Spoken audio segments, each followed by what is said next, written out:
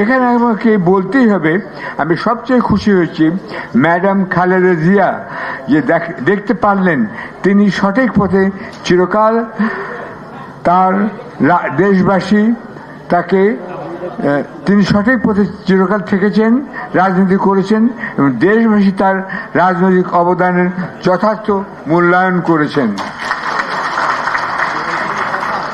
তার প্রতিপক্ষ দুর্বিনীত, অশালীন, অমার্জিত, অসভ্য, অত্যাচারী স্বৈরশাসককে দেশ ছেড়ে পালিয়ে যেতে হয়েছে।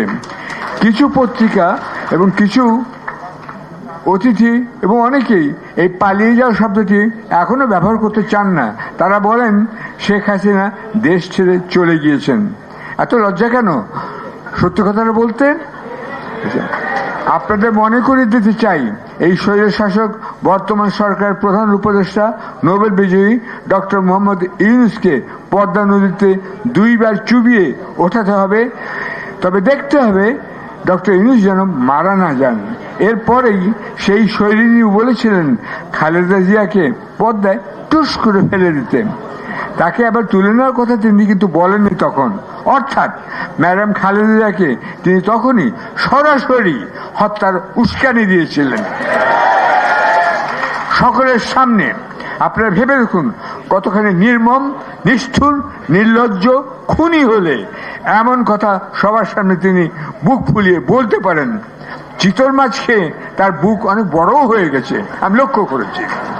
আচ্ছা, তিনি তারেক রহমানকে পর্দায় ডোবানোর কথা বলতে পারেননি, কারণ অজ্ঞ ও মূর্খ শেখ পরিবারের সন্তান এই মহিলাটি অন্তত এটুকু জানেন যে তারেক রহমান থাকেন লন্ডনে টেমস নদীর তীরে। ওই শৈলিনীকে আমি million million billion billion trillion trillion ধিক্কার জানাই। আপনারা জানাবেন। 111 জেনারেল মইনুল আহমেদ ও ব্রিগেডিয়ার ফজলুল বারীর কুর প্রথমেই তারেক রহমানকে জেলবন্দি করে নিষ্ঠুর অত্যাচার করা হয়। তাকে চোখ বাঁধা অবস্থায় সিলিং থেকে মেঝেতে ফেলে রাখা হয়। সেই ছবিও কিন্তু আপনারা হয়তো কেউ কেউ দেখেছেন।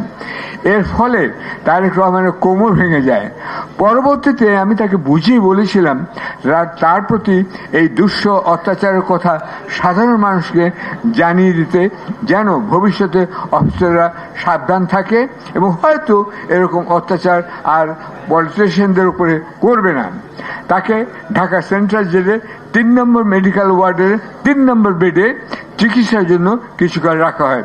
সেই চিকিৎসায় কোনো উন্নতি না হয় কিছু বন্ধু দেশের চাপে অফিসাররা বাধ্য হয় তারেক রহমানকে লন্ডনে চিকিৎসার জন্য যেতে দিতে। তবে যাবার আগে জোর করে তার কাছে বানোয়াট স্বীকারোক্তিতে তার সই নেওয়া হয়। আমারও এরকম বানোয়াট স্বীকারোক্তিতে সই নেওয়া হয়েছে, আপনার সেটা খেয়াল রাখবেন। আচ্ছা, ক্রমে তারেক রহমান সুস্থ হয়ে ওঠেন। তবে তার উপরে যে শারীরিক নির্যাতন চালানো হয়েছিল সে বিষয়ে তিনি বিস্তারিত বলতে চাননি আমাকে। তিনি বিব্রত বোধ করছিলেন। হয়তো তিনি পলাতক শৈলিনীর মতো দুঃখ ব্যথাকে রাজনৈতিক ব্যবসায় রূপান্তরিত করতে চাননি। ও হ্যাঁ, আমি নিজেও যখন ওই নির্জন কারাবাসে সেন্ট্রাল জেলে কাশিমপুরে ট্রান্সফার হই, তখন ওই 3 নম্বর ওয়ার্ডের 3 নম্বর রোডে 3 নম্বর বেডে আমাকে শুতে দেওয়া হয়েছিল।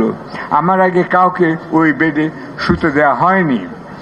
তারেক রহমান জেনে খুশি হবেন যে বিভিন্ন বাহিনীতে তখনও এবং এখনো বহু অফিসার আছেন যারা তাকে সম্মান করেন। সেজন্য তারা ওই বেডে আর কাউকে শুতে দেননি। আমি সৌভাগ্যবান তারা আমাকে সেখানে শুতে দিয়েছিলেন। প্রসঙ্গত জানিয়ে রাখছি, এই সেদিন সশস্ত্র বাহিনীর দিবস উপলক্ষে খালেদা জিয়ার পাশেই ছিলেন ডক্টর মোহাম্মদ ইউনূস।